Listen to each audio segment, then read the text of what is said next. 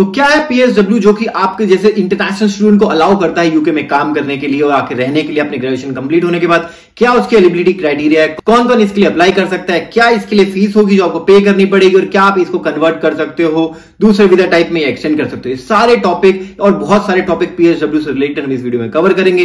But उससे पहले अगर आपने चैनल को सब्सक्राइब नहीं किया है तो सब्सक्राइब कर देना, क्योंकि ये मोटिवेट करता रहता है ऐसी यूजफुल वीडियोस बनाने के लिए। तो चलिए स्टार्ट करते हैं आज का वीडियो। तो पहले बात करते हैं क्या है पीएसडब्ल्यू, जिसको बोलते हैं post study work visa route बोल सकते हो, ग्रेजुएट रूट बोल सकते हो, कुछ भी बोल सकते हो। बेसिकली ये उन लोगों के लिए, उन इंटरनेशनल स्टूडेंट्स के लिए जो यूके आते हैं पढ़ने के लिए, चाहे वो ग्रेजुएट कोर्स हो या पोस्ट ग्रेजुएट कोर्स हो। अपनी ग्रेजुएशन या पोस्ट ग्रेजुएशन खत्म करने के बाद उनको ऑप्शन मिलता है वो पीएसडब्ल्यू अप्लाई कर सकते हैं। अगर आपने ग्रेजुएट कोर्स किया है तो आप यूके में पीएसडब्ल्यू 2 साल के लिए अप्लाई कर सकते हो, और अगर आपने पीएचडी कोर्स किया है तो आप 3 साल के लिए पीएसडब्ल्यू अप्लाई कर सकते हो। विच मीन अब आपको कोई स्पॉन्सरशिप की जरूरत नहीं है, किसी भी आपकी यूनिवर्सिटी से स्पॉन्सरशिप की जरूरत नहीं है, या किसी इंप्लॉयर से स्पॉन्सरशिप की जरूरत नहीं है यूके में रहने के लिए। अगर आपके पास पीएसडब्ल्यू है तो ड्यूरेशन जो भी मैं बता रही है मैंने 2 साल या 3 साल, उस टाइम तक आप यूके में रह सकते हो। तो अब बात करते हैं क्या एलिजिबिलिटी क्राइटेरिया होगी अगर आप पीएसडब्ल्यू के लिए अप्लाई कर रहे हो। तो पहला और फॉरमोस्ट जो इनकी मेन क्राइटेरिया है कि आपकी जो ग्रेजुएशन है, जो पोस्ट ग्रेजुएशन जो भी कोर्स है आपका कंप्लीट होना चाहिए। अगर आपका कोर्स कंप्लीट नहीं हुआ है किसी भी वजह से तो आप पीएसडब्ल्यू के लिए अप्लाई नहीं कर सकते। फिर आता है कि अगर आपका वीजा एक्सपायर हो गया, स्टूडेंट वीजा, तो क्या आप पीएसडब्ल्यू के लिए अप्लाई कर सकते हो? तो नहीं, ये एक मेजर क्राइटेरिया है। अगर आपका स्टूडेंट वीजा एक्सपायर हो चुका है तो भी आप पीएसडब्ल्यू के लिए अप्लाई नहीं कर सकते। देन थर्ड क्राइटेरिया आता है कि आपका जो पूरा का पूरा जो कोर्स ड्यूरेशन था उस टाइम तक आपको यूके में रहना चाहिए। आप क्लासेस स्किप करके नहीं जा सकते। अगर आपने ज्यादा क्लासेस स्किप करी हैं तो भी आप पीएसडब्ल्यू अप्लाई नहीं कर पाओगे। यूके गवर्नमेंट हो सकता है आपको अलाउ ना करे। तो आपको ध्यान रखना है आपकी जो ड्यूरेशन है कोर्स का उस टाइम तक आपको यूके में रहना चाहिए। अनटिल अनलेस कोई आपके कोर्स का ब्रेक हो रहा है या कोई एग्जाम्पशन मिला हुआ यूनिवर्सिटी की तरफ से तो ही आप कॉलेज स्किप कर सकते हो, तभी आप यूके के बाहर रह सकते हो। बट अगर आपकी जो पूरी ड्यूरेशन है, जब आपकी पढ़ाई चल रही है, आपको यूके में होना चाहिए। इसके साथ साथ कुछ आइडेंटिटी चेक होते हैं, क्रिमिनल बैकग्राउंड चेक होता है, तो ये सारी डिटेल और भी चेक होते हैं। तो बेसिकली ये जो 3 मैंने फर्स्ट क्राइटेरिया बताया ये मेन एलिजिबिलिटी क्राइटेरिया होते हैं पीएसडब्ल्यू अप्लाई करने के लिए। तो अब बात करते हैं कि कौन कौन से कोर्स एलिजिबल हैं। तो बेसिकली आपके जो ग्रेजुएट कोर्स हो गए, नॉर्मल ग्रेजुएशन कोर्स हो गए बैचलर डिग्री वाले, या आपके जो पीएचडी मास्टर्स कोर्स हो गए, वो सारे के सारे आपको अलाउ करते हैं पीएसडब्ल्यू अप्लाई करने के लिए। अगर आपने नॉर्मल ग्रेजुएशन किया है, बैचलर्स या मास्टर, तो आपको ऑप्शन मिलता है कि आप 2 साल के लिए पीएसडब्ल्यू अप्लाई कर सकते हो, और अगर आपने पीएचडी कोर्स किया है तो आपको ऑप्शन मिलता है 3 साल के पीएसडब्ल्यू अप्लाई करने का। तो अब बात करते हैं क्या फायदा होता है अगर आप इस पीएसडब्ल्यू के लिए अप्लाई करते हो। तो पहला और सबसे जो यूनिक फायदा इसका यह है कि आपको यूके में रहने के लिए कोई भी स्पॉन्सरशिप की जरूरत नहीं है। जब भी आप यूके आते हो, चाहे कोई सा भी वीजा टाइप हो, चाहे पढ़ने आ रहे हो या काम करने आ रहे हो, आपको एक स्पॉन्सरशिप की जरूरत होती है। जब भी आप पढ़ने आते हो तो आपका जो कॉलेज होता है या यूनिवर्सिटी होती है वो आपको स्पॉन्सरशिप देते हैं ताकि आप यूके में आओ और पढ़ पाओ। अगर आप काम करने के लिए आ रहे हो तो आपको स्पॉन्सरशिप चाहिए होती है अपनी कंपनी से, जो कि आपको सीओएस लेटर देते हैं, जिसको बोलते हैं सर्टिफिकेट ऑफ स्पॉन्सरशिप। इन दोनों ही केस में आपको स्पॉन्सरशिप की रिक्वायरमेंट है। बट अगर आप पीएसडब्ल्यू अप्लाई कर लेते हो तो जो ड्यूरेशन होता है पीएसडब्ल्यू का, उस बीच में आप बिना काम करे भी रह सकते हो, कोई भी काम कर सकते हो, और कोई भी कंपनी को आपको स्पॉन्सरशिप देने की जरूरत नहीं है। आप ले सकते हो बट कोई ऑब्लिगेशन नहीं कि आपको स्पॉन्सरशिप चाहिए ही चाहिए। ये सबसे यूनिक और बेस्ट फीचर है इस पीएसडब्ल्यू का, क्योंकि इसमें आपको कोई भी बाउंडेशन नहीं है, क्योंकि ये अलाउ करता है उन छोटे मोटे एम्प्लॉयज के लिए भी आपको जॉब देना जिनके पास लीगल राइट्स नहीं है आपको स्पॉन्सरशिप देने का।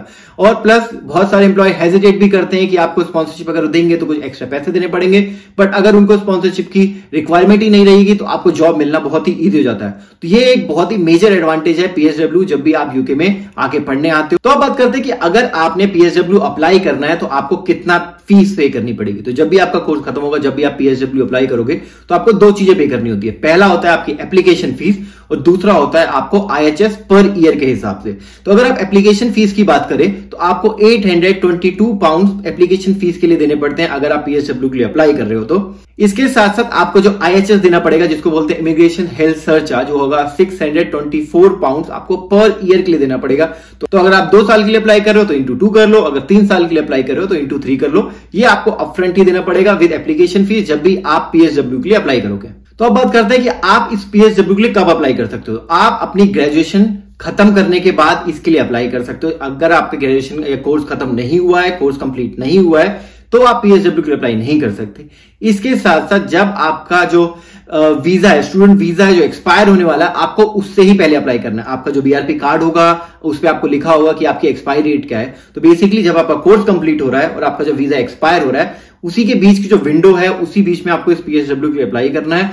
और अगर आप इसमें फेल होते हो, अगर आपका एक वीजा एक्सपायर हो जाता है और आप PSW के लिए अप्लाई नहीं करते उस टाइम तक, तो आप अलाउड नहीं होते हो दोबारा PSW अप्लाई करने के लिए। तो आपको कोई और रूट एक्सप्लोर करना पड़ेगा, PSW आपके हाथ से निकल जाएगा। तो आपको चीज का ध्यान रखना है, आपके पास वही विंडो है, कोर्स कंप्लीशन से लेके आपके वीजा एक्सपायरी डेट के बीच में ही आपको PSW अप्लाई करना होगा। तो अब बात करते हैं क्या अपने डिपेंडेंट को आप यूके में ला सकते हो अगर आप PSW पे हो तो अगर आपका डिपेंडेंट ऑलरेडी यूके में है तो आप अपने PSW में उसको ऐड कर सकते हो जब आप अप्लाई कर रहे हो। बट अगर आपका डिपेंडेंट यूके में नहीं है तो आप अपने डिपेंडेंट को यूके में नहीं ला सकते PSW के अंदर, एक्सेप्ट आपका न्यूबॉर्न चाइल्ड ही है तो ही उसी केस में वो अलाउ करते हैं कि आप उस चाइल्ड को अपने साथ PSW एज ए डिपेंडेंट ला पाओ। बट आप किसी नए डिपेंडेंट को या अपने पार्टनर को PSW डिपेंडेंट नहीं ला सकते। तो इस चीज का आपको ध्यान रखना है। और वैसे भी इस साल जो 2023 के एंड के बाद तो नेक्स्ट ईयर से आपके एज ए स्टूडेंट भी कोई भी डिपेंडेंट आपके साथ नहीं आ सकता। तो इसी साल के अंदर अगर आप PSW अप्लाई कर रहे हो तो ही आपके पास चांस होता है अपने डिपेंडेंट को यूके में लाने का। नेक्स्ट क्वेश्चन आता है कि क्या आपने PSW अप्लाई कर लिया उसके बाद आप यहाँ के ILR के लिए अप्लाई कर सकते हो, क्या आप सेटलमेंट रूट को जा सकते हो? तो क्वेश्चन है कि नहीं। अगर आप PSW पे हो तो ये जो ड्यूरेशन होता है आपका अकाउंट जो नहीं होता कभी भी आपके ILR के लिए, आपको दूसरे वीजा टाइप पे स्विच करना पड़ेगा और वहां से आपका काउंटर रीसेट हो जाएगा। तब आपको जो भी ILR का जो टाइम होता है 5 साल का वहां से स्टार्ट होगा। तो आपका जो पूरा स्टूडेंट का टाइम हो गया या PSW का टाइम हो गया वो आपका काउंट नहीं होगा। कोई कितना भी टाइम हो आप PSW पे यूके में हो वो आपके सेटलमेंट रूट के लिए काउंट नहीं होता। तो बात करें कि क्या वीजा ऑप्शंस हैं अगर आपका PSW कंप्लीट हो जाता है उसके बाद आपके पास क्या क्या ऑप्शंस होते हैं।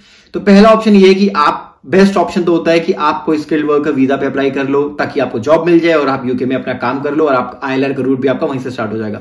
इसके साथ साथ आपके पास ऑप्शन होता है कि आप हायर स्टडीज पे जा सकते हो। अगर आपने ग्रेजुएशन कोर्स किया है तो आप हायर स्टडीज के लिए अप्लाई कर सकते हो, फिर आपको अगेन स्टूडेंट रूट में जाना पड़ेगा और वहां से आपकी साइकिल फिर से रीसेट होगी। तो आपके पास बेसिकली 2 ऑप्शन है, या तो आप नया एम्प्लॉय ढूंढ लो जो कि आपको स्पॉन्सरशिप दे दे, या आप अपनी स्टडी कंटिन्यू कर लो, या आपके पास ऑप्शन होता है कि आप अपनी कंट्री वापस चले जाओ और वहां पे जाके एक्सप्लोर करो नई अपॉर्चुनिटीज और वहां पे अपनी जॉब देख लो या आगे पढ़ना चाहते हो तो आपके ऊपर है। ये आपके पास ऑप्शन होते हैं जब भी आपका PSW खत्म हो जाता है।